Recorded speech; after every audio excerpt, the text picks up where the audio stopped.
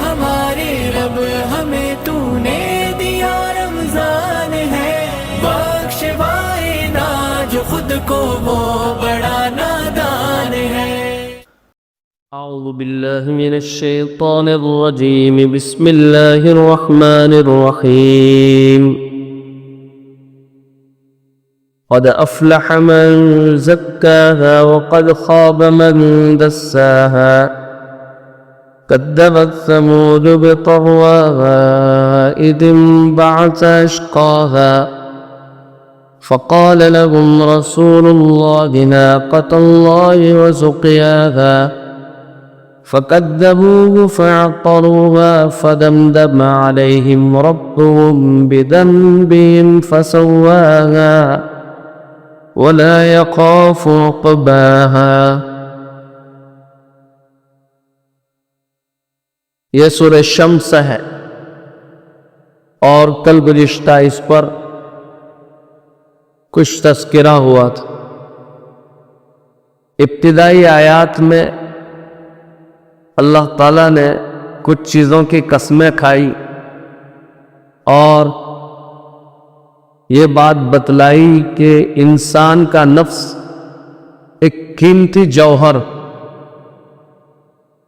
اگر وہ اس نفس کو ویسا بناتا ہے جیسے ہماری منشا ہے تو وہ کامیاب ہے، اور اگر وہ اس نفس کو مٹی میں ملا دیتا ہے تو اس سے زیادہ نامراد شخص کوئی نہیں۔ ساتھ میں اللہ تعالیٰ یہ بھی بیان کر رہے ہیں کہ ہم نے چیزیں مختلف پیدا کی ہیں تو اس کے اثرات بھی مختلف ہوتے ہیں، اور اسی کا اثر انسانی نفوس پر پڑتا ہے۔ اب یہ انسان کے ارادہ و اختیار میں وہ کس ارادوں کے ساتھ اور کس ماحول میں جیتا ہے، انسانیت کا نچوڑ اور خلاصہ اس کا ارادہ ہے۔ اگر ارادے اچھے ہوں گے تو اس کے اثرات بھی اچھے وارد ہوں گے، اگر برے ارادے ہیں تو اس کے اثرات بھی برے ہوں۔ بہرحال اس صورت میں اللہ تعالیٰ اصحاب تزکیہ کی تعریف کر رہے ہیں کہ جن لوگوں نے اپنے نفوس کو گندگیوں سے پاک کیا وہ کامیاب ہو گیا، اور جن لوگوں نے اپنے نفوس کو گندگی سے پاک نہیں کیا وہ شخص نامراد و ناکام ہو گیا۔ تزکیہ کا مطلب ہوتا ہے کہ انسان اپنے باطن کو پاک کرے۔ بھائی خیالات کے اعتبار سے بھی ہمیں دل و دماغ کو کفر سے پاک کرنا چاہیے۔ بعض مرتبہ خیالات میں بھی کفر و شرک کا آنا یہ انسان کو بہت سارے خیر سے محروم کر۔ میں نے پہلے بھی شاید آپ کو بتایا ہوگا کہ مکہ المکرمہ کے اندر ایک بہت بڑے عالم صوم و صلات کے پابند تھے۔ ان کا جب انتقال ہوا تو ان کی وفات کے بعد ان کی قبر میں جب ان کو ڈالا گیا تو وہاں کی حکومت کا قانون یہ ہے کہ ہر 6 مہینے کے بعد قبر میں دوسرا مردہ ڈال دیا جائے۔ جب مولانا کی قبر 6 مہینے کے بعد کھولی گئی تو ان کی قبر میں ایک عیسائی لڑکی دفن تھی۔ وہاں اس کے اڑوس پڑوس کے رہنے والے لوگ جو مسلمان تھے انہوں نے اس عورت کی، اس لڑکی کی شناخت کی اور اس کو پہچان لیا کہ تو ہماری پڑوسی عیسائی لڑکی ہے، لیکن یہ مکہ کی سرزمین پر کیوں؟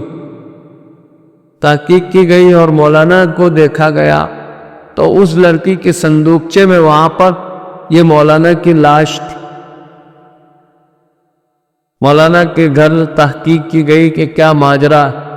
ان کے اہلیہ نے جواب دیا کہ مولانا یوں تو صوم و صلات کے پابند آدمی تھی، لیکن ان کو ہمیشہ اسلام کے ایک بات پر اعتراض رہتا تھا، اور وہ کہتے تھے کہ مجامعات کے بعد جنسی تعلق قائم کرنے کے بعد غسل کرنا ان پر ذرا بھاری گزرتا تھا، اور وہ یہ کہتے تھے کہ عیسائیوں کے یہاں اس کی رخصت ہے کہ میاں بھی اگر اپنا تعلق قائم کرنے کے بعد غسل نہ بھی کریں تب بھی چلے گا۔ تو مجھے عیسائیوں کی یہ بات پسند ہے، بس اتنا خیال ان کے دماغ میں رہتا تھا۔ دیکھو اللہ تعالیٰ نے کیسی سزا عطا فرمائی کہ وفات کے بعد بھی انہیں وہ پاک سرزمین میسر نہ ہوئی، اور ان کو یہاں سے اللہ تعالیٰ نے منتقل کر دیا۔ اور یہ قدرت کی طاقت سے بعید بات نہیں ہے۔ رہی بات اس عیسائی لڑکی کی، تو وہ عیسائی لڑکی ہمیشہ کہتی تھی کہ مجھے اسلام دل سے پسند ہے، اسلام بڑا نرالا مذہب ہے، ہر بات کی رہنمائی کی ہے، یہاں تک کہ آپ کو پانی پینا ہے تو پانی کس طرح پینا چاہیے اس کی بھی تعلیم اسلام نے تلقین کی ہے۔ مجھے اسلام واقعتاً پسندیدہ مذہب ہے، تو وہ دل سے پسند کرتی تھی، تو اللہ تعالیٰ نے اس کو آخری وقت میں بھی شرف اسلام سے مشرف کر دیا۔ بہرحال تزکیہ کا نام ہے کہ انسان اپنے دل و دماغ کو بھی کفر و شرک کے خیال سے پاک رکھے اور نفاق سے بھی پاک رکھے۔ بھائی نفاق جو ہے وہ بھی خطرناک بیماری ہے، منافقت اپنے اندر ہونا۔ اللہ کے نبی علیہ السلام بھی دعا مانگا کرتے تھے کہ اللہم طہر قلوبنا من النفاق۔ تو نفاق بہت خطرناک چیز ہے۔ اللہ کے نبی علیہ السلام کی صحبت میں بیٹھنے والے بڑے بڑے صحابہ، حضرت حنظلہ جیسا شخص، اور جو غسیل ملائکہ جس کو کہا جاتا ہے کہ ان کو ملائکہ نے غسل دیا تھا۔ حضرت حنظلہ اتنے بڑے صحابی تھے، چونکہ انہوں نے مجامعات کی تھی اپنی اہلیہ کے ساتھ، اور اسی دوران جہاد میں نکلنے کا حکم آیا تھا، تو حضرت حنظلہ ایسے کیسے نکل گئے تھے جہاد میں، اور اسی لڑائی میں وہ شریک ہوئے۔ نبی علیہ السلام فرماتے ہیں کہ میں نے ملائکہ کو دیکھا وہ حنظلہ کو غسل دے رہے، اس لیے ان کو غسیل ملائکہ کہتے ہیں۔ بہرحال حضرت حنظلہ جیسا صحابی اور سیدنا صدیق اکبر جیسے صحابی، ایک مرتبہ حضرت حنظلہ آواز لگا رہے تھے نافق حنظلہ نافق حنظلہ۔ ابو بکر نے کہا بھائی کیا بات ہے، کس بات پر آپ منافق ہو گئے؟ تو حضرت حنظلہ نے کہا کہ یار ابو بکر، جب اللہ کے نبی علیہ السلام کی محفل میں بیٹھتے ہیں، جب جنت جہنم کا تذکرہ سنتے ہیں تو ایسا لگتا ہے کہ بس یہی کل کائنات ہے اور یہی دنیا ہے، باقی باہر کی دنیا بڑی بیکار دنیا ہے۔ لیکن جیسے ہی اس مجلسوں کو چھوڑ کر گھر پر آتے ہیں تو پھر وہی بے ڈھنگی رفتار جو کل تھی آج بھی ہے، حالت بدل جاتی ہے۔ تو سیدنا صدیق اکبر نے کہا اگر ایسی کیفیت ہو تو منافق بن جاتے ہیں، اگر یہ مسئلہ ہے تو نافق ابا بکرن نافق ابا بکرن، تب تو ابو بکر بھی منافق ہو گیا، میری بھی یہ کیفیت ہے، چلو جا کر نبی علیہ السلام سے ہم اس بات کی شکایت کرتے ہیں۔ بہرحال نبی علیہ السلام کے پاس پہنچے، آپ علیہ السلام نے فرمایا یہ عین تمہارا ایمان، یہی تمہارا ایمان۔ ہر وقت وہی کیفیت رہتی تو بہت ساری ذمہ داریاں آپ کے کندھوں پر ہیں، بھی بچوں کا خیال نہ رہتا، اور بھی بہت ساری باتیں جو آپ کے ذمہ تھی اس کو آپ بھول جاتے ہیں۔ ہر وقت آپ کو یہ احساس رہتا ہے یہی ایمان ہے۔ بہرحال احساس بیدار رکھنا چاہیے۔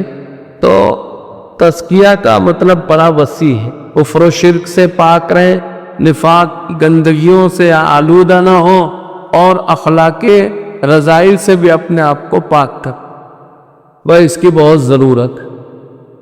سمجھ رہے ہیں اللہ تعالیٰ نے کیا مانگا ہے ہم سے؟ الا من اتى اللہ بقلب سلیم۔ یاد رہیں جب ہمارے پاس آؤ نا تو دل کو صاف شفاف لے کر آنا۔ کل پرسوں فضائل میں یہ بات پڑھی گئی تھی کہ انسان جب گناہ کرتا ہے تو اس کے دل پر ایک سیاہ نقطہ لگ جاتا ہے، اور پھر وہ دھیرے دھیرے بڑھتا رہتا ہے، اور انسان جب گناہوں میں مبتلا رہتا ہے تو پھر وہ دل پورا کالا ہو جاتا ہے۔ تو بھائی ہمارے اندر جو نفس ہے، نفس یہ ہمارا بہت بڑا دشمن ہے۔ لیکن میں نے ہمیشہ طلبہ میں ایک بات کہی کہ بھائی یہ بات میں نے کہیں پڑھی نہیں ہے، طالب علمانہ ایک خیال ہے، اب یہ خیال بھی ہو سکتا ہے، لیکن آپ اندازہ لگائیں، بارہا ہمیں یہ بتایا گیا کہ وہ نفس تمہارا بہت بڑا دشمن ہے۔ تو جب اتنا بڑا دشمن ہے، شیطان سے پہلے کوئی شیطان تو تھا نہیں بھائی، تھا؟ شیطان کو بھی شیطان اسی نفس نے بنایا، اور شیطان کبھی بھی کسی کو بھی اچک لیتا ہے، اس لیے ہر وقت اللہ کے پناہ میں رہنا چاہیے، ڈرتے رہنا چاہیے۔ آپ کو ایک مثال دوں، ہم کس خیال اور کس بھرم میں جیتے ہیں، میں تو یہ ہوں، میرا خاندان یہ ہے، میں فلاں بزرگ سے نسبتیں رکھتا ہوں، کچھ کام نہیں آئے گا جب تک کہ ہم خود کوششیں اور فکریں نہیں کریں گے، باقی خالی نسبتیں کچھ کام نہیں آتی ہیں۔ آپ اندازہ لگائیں کہ اللہ کے نبی علیہ السلام، کائنات میں کوئی باپ ہے ایسا ہے جو اپنی بیٹی سے اتنی محبت کرتا ہو جتنی محبت محمد رسول اللہ نے اپنی لخت جگر منظور نظر فاطمہ سے کی ہو؟ اتنا پیارا باپ، اپنی فاطمہ سے اتنی محبت کی کہ آپ اندازہ نہیں لگا سکتے ہیں۔ آپ علیہ السلام جب بیمار ہوئے تو حضرت فاطمہ پر اس کا بڑا صدمہ تھا، تو حضرت فاطمہ کو آپ نے قریب بلایا اور کان میں کچھ باتیں کہی، فاطمہ رونے لگی۔ پھر کچھ دیر کے بعد واپس بلایا، پھر کچھ کہا، فاطمہ رضی اللہ تعالیٰ عنہ ہنس پڑی۔ پوچھا دیکھنے والوں نے کہ کیا ماجرا ہے باپ بیٹی کے درمیان، یہ کیا ہو رہا؟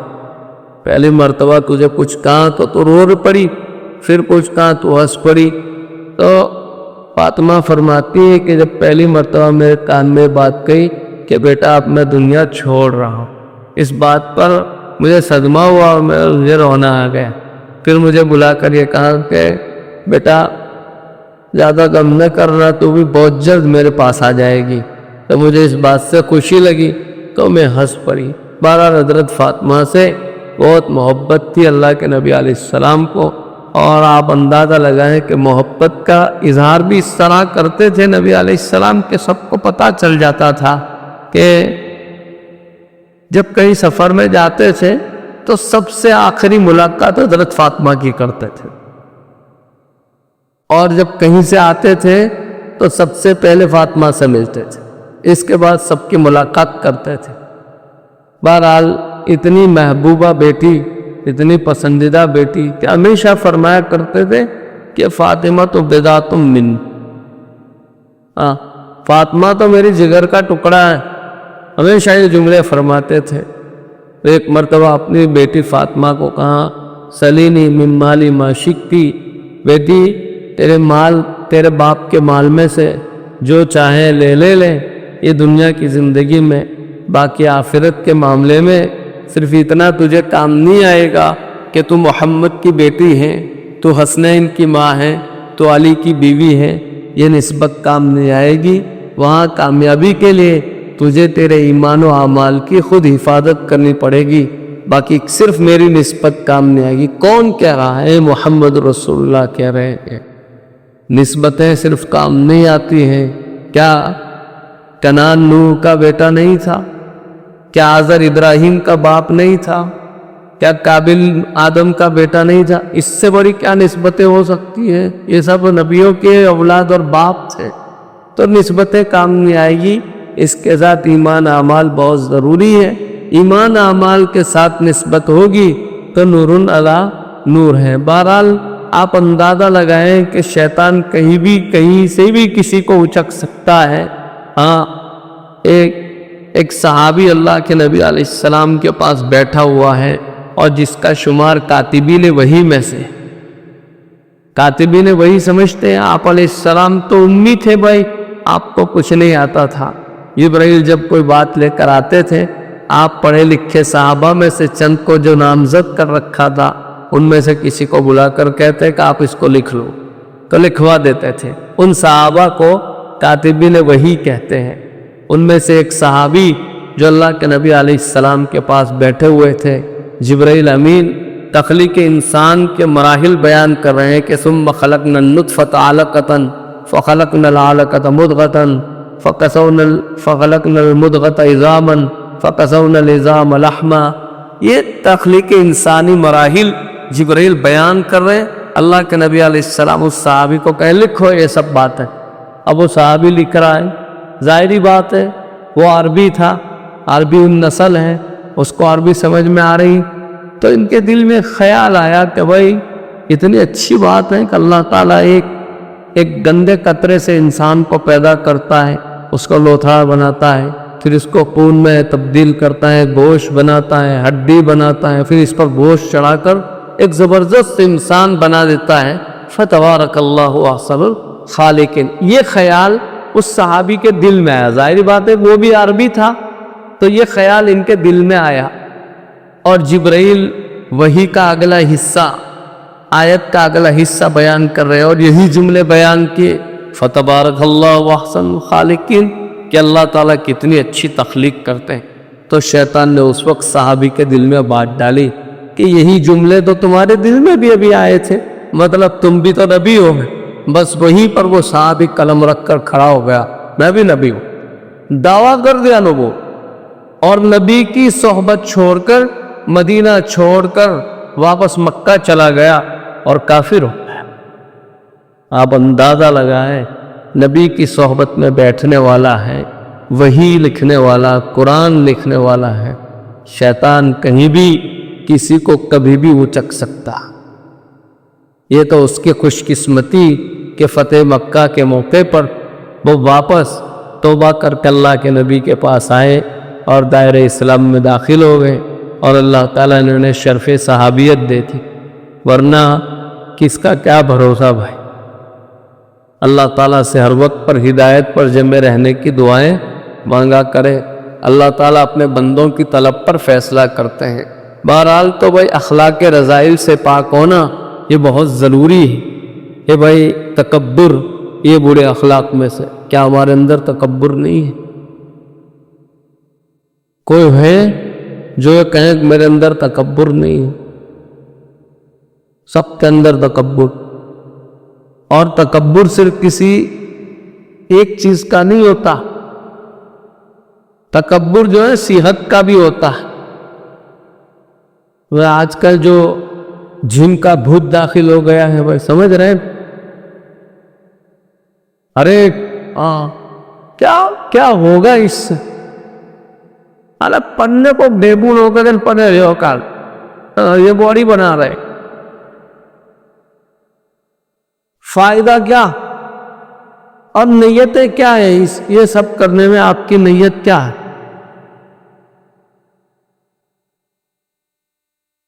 خیر، تو تکبر طاقت کا بھی ہوتا ہے، تکبر صحت کا بھی ہوتا. تکبر جو ہے حسن و جمال کا بھی ہوتا. تکبر حسب و نسب پر بھی ہوتا ہے. میں فلاں خاندان کو بلانگ کرتا، میں فلاں فیملی سے ہوں. ہماری حالت وہی ہے جو حضرت شیخ نے فضائل میں لکھی ہے نا بھائی. حضرت تو بڑے آدمی تھے، زمانے کا کتب تھا، کتب العالم تھا. شیخ زکریا جو ہے نا کتب العالم تھا. کتب العالم سمجھتے ہیں نا؟ اس ایک آدمی کی برکت سے اللہ تعالیٰ پوری کائنات کا نظام چلا. حضرت تو اس مقام پر تھے، لیکن پھر بھی میں نے ابھی جو کہا کہ حضرت ہمیشہ کہتے ہیں کہ میری نااہلیت، میں اس قابل نہیں. بڑوں کی یہی عادت ہوتی ہے. تو حضرت فرماتے ہیں کہ میری زندگی کا یہی حال ہے کہ وہ جنگل میں وہ الو بیٹھ کر ایک دوسرے کو ڈھلتی شام میں کہتے ہیں پدرم سلطان بدھ، پدرم سلطان بدھ، پدرم سلطان بدھ. تو دوسرا کہتا ہے تراچ ہے مراچ ہے، تراچ ہے مراچ ہے. ایک الو کہتا ہے میرا دادا ایسا، دوسرا الو کہتا ہے میرا باپ ایسا، تیسرا الو کہتا ہے میرا چاچا ایسا. بھائی میری بھی پوری زندگی اسی میں نکلی کہ میرے والد مولانا یحییٰ صاحب یوں فرماتے تھے، چچا حضرت مولانا الیاس صاحب یوں فرماتے تھے. تو میری بھی حالت ان الوؤں جیسی ہے. تو دوسرا الو پھر مجھے کہتا ہے تو راچ ہے مراچ ہے، التنیشو منیشو، تارا دادا ہوا تو باوا ہوا. تو ہماری حالت ایسی ہے کہ ہمارے فلاں ایسے تھے. پر تم خود کچھ ہو، تم خود کچھ بننے کی کوشش کرو نا.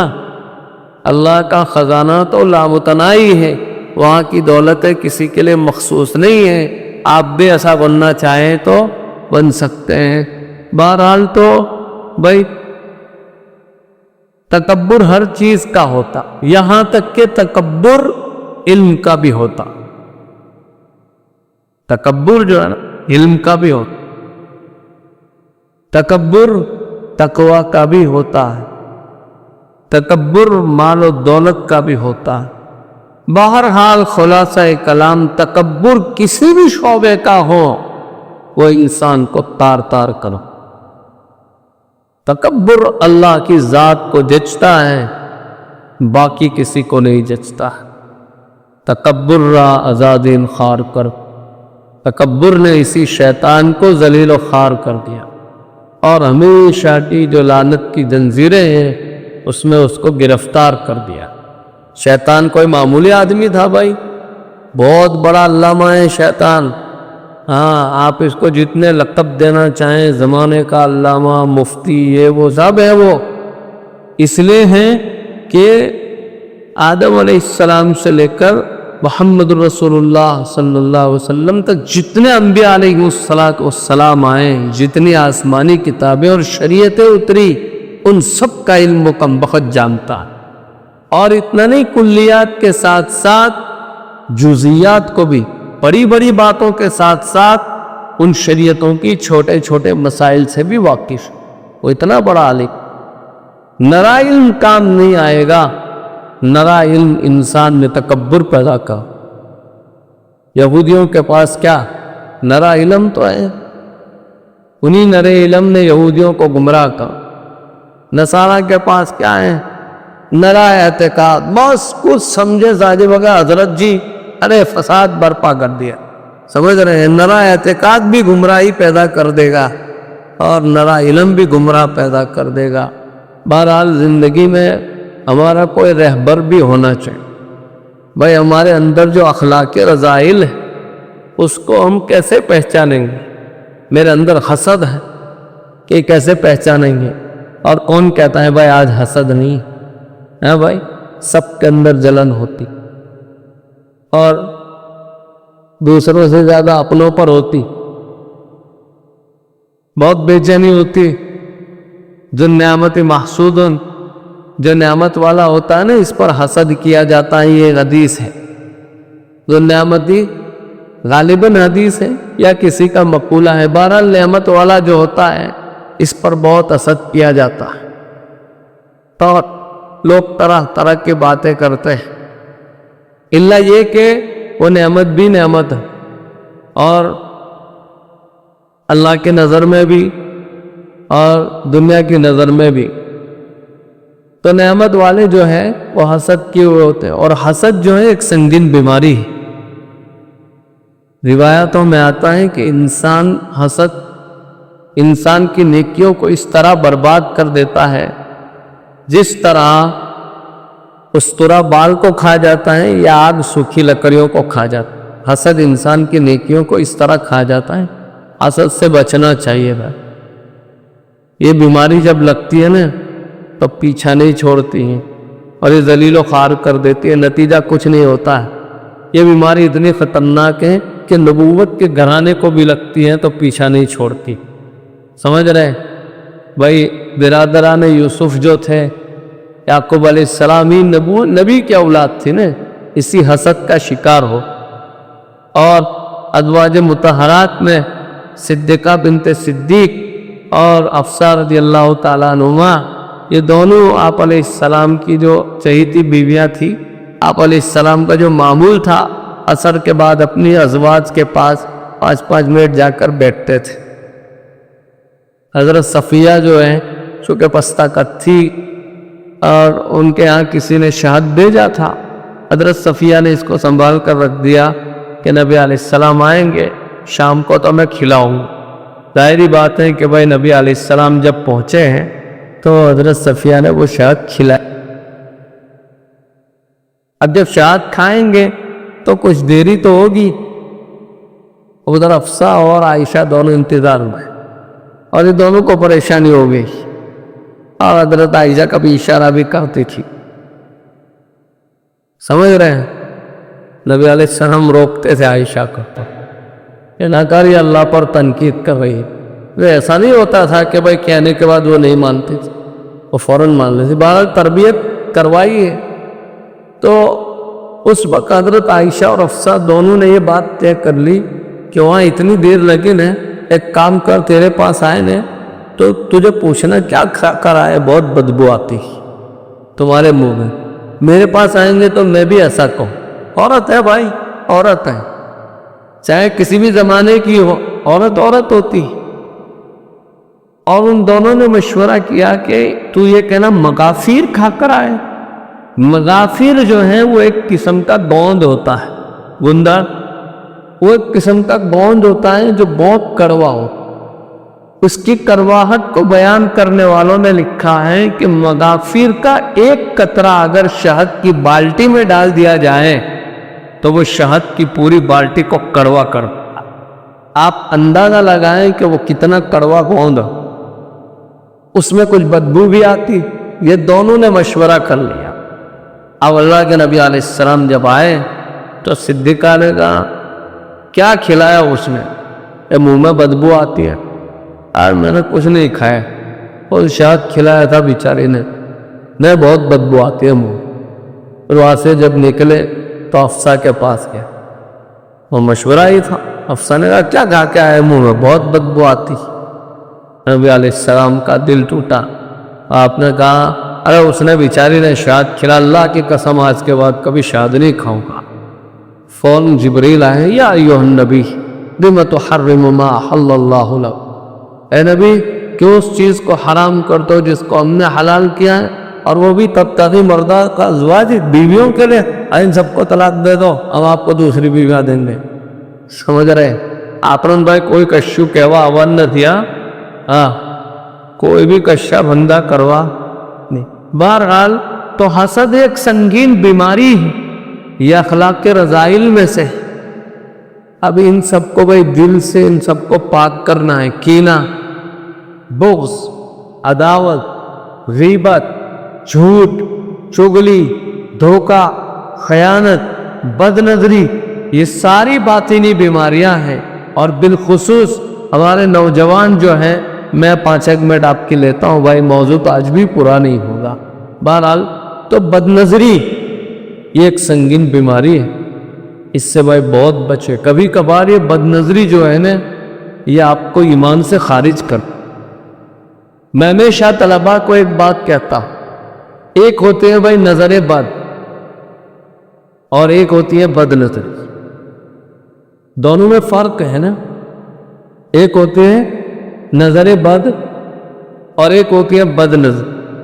نظر بد تو کس کو کہتے ہیں، جیسے اپنے وہاں بولا جاتا ہے اور نظر لگی گئی، نظر برا ہوئی پڑ سے، وہ ایک محبت کی بات ہوتی.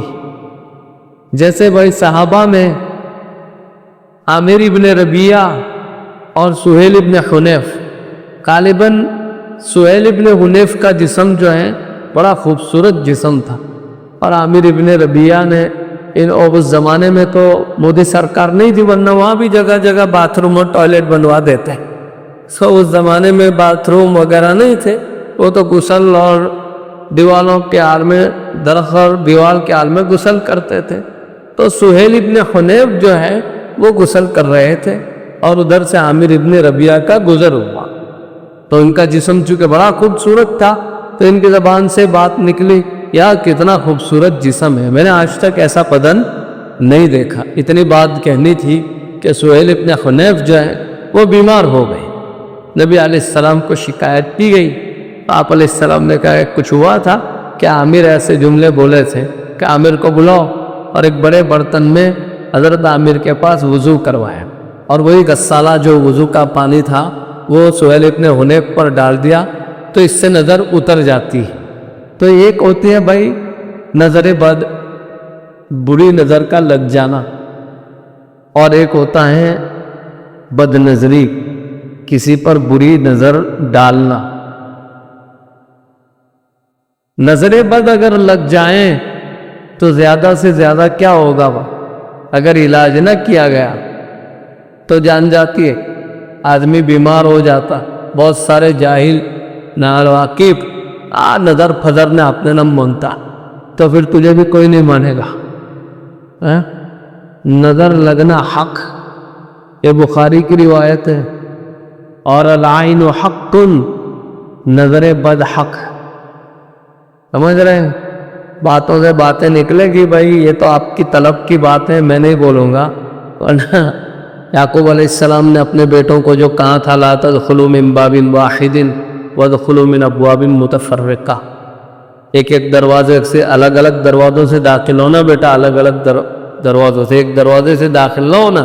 مفسرین نے اس کی وجہ یہ لکھی کہ یعقوب علیہ السلام کا منشا یہ تھا کہ یوسف کے بھائی تھے، بھلے یوسف جتنے حسین نہیں تھے تو کچھ تو ہوگا نا، نظر لگ جائیں گی. یہ منشا تھا یعقوب علیہ السلام کا. تو آدمی اگر نظر بد کا وقت پر علاج نہیں کرتا تو زیادہ سے زیادہ اتنا ہوگا کہ جان جائے گی. لیکن بد نظری کا علاج نہ کیا نا، بد نظری کا، تو ایمان جائے گا، ایمان جائے. اب کوئی مانے گا، اب کوئی مانے گا کہ میں بد نظری کرتا ہوں؟ ارے سب کرتے ہیں. شاعروں کو بھی اب یہ کہنا پڑ گیا کہ اپنے کاندھوں سے دوپٹہ نہ ہٹانا ورنہ بوڑھے بھی اپنی جوانی کی دعا مانگیں گے. اب تو شعراء بھی یہ باتیں کہہ رہے ہیں. کوئی بھائی اس سے بچا ہوا نہیں، نہ عوام، نہ خواص، نہ جوان، نہ بوڑھے، نہ اچھے، کوئی بچا ہوا نہیں. اس بیماری میں سب مبتلا ہیں. ارے چلو تم شارع عام پر سے گزرنے والی نوجوان لڑکیوں کو نہیں دیکھتے، لیکن ابن الدجال جو تمہارے جیب میں ہے، موبائل ہے، جس موبائل نے تمہیں عیاشی اور فحاشی میں مبتلا کر دیا. آپ بیان سن رہے ہیں، بیچ میں ایک ننگی عورت بطور ایڈ آ رہی ہے اور آپ اس کو سن رہے ہیں، دیکھ رہے ہیں. کون بچا ہوا ہے اس؟ اور یہ ساری بیماریاں ہم اس کا علاج خود نہیں کر سکتے. اسی لیے جد طریقت حضرت مفتی محمود صاحب گنگوئی نور اللہ مرکزہ فرمایا کرتے تھے من لم لہ شیخ فشیخہ شیطان. جس کا کوئی شیخ نہیں ہوتا ہے نا، اس کا شیخ شیطان ہوتا ہے. زندگی میں اپنا کوئی مشیر ہونا چاہے، اپنا کوئی رہبر ہونا چاہے، کوئی ایسے شخص سے ہمارا تعلق ہونا چاہے جس کے سامنے ہم اپنی باطنی بیماریاں رکھ سکیں، ہم کہہ سکیں کہ حضرت مجھے تکلیف ہے، تو وہ ہماری تربیت کریں گے. جیسے نبی علیہ السلام کے پاس آ کر ایک صحابی نے اپنے قساوت قلب، سخت دل کی شکایت کی کہ یا رسول اللہ میرے دل میں سختی بہت ہے، میں کیا کروں؟ نبی علیہ السلام نے فرمایا کہ یتیم مسکینوں کے درد کو سنا کرو، ان کے سر پر ہاتھ پھیرا کرو، ان کی تکلیف کو سمجھو، ان کے دکھ میں شریک ہو جاؤ، آپ کا دل نرم ہو جائے گا. اب دیکھو ایک رہبر اور ایک شیخ ہی بتا سکتے ہیں کہ مجھے دل کی گندگیوں کو کس طرح صاف کرنا ہے. وقت ہو چکا ہے، اس پر انشاءاللہ آئندہ کل گفتگو کریں گے. سبحان اللہ.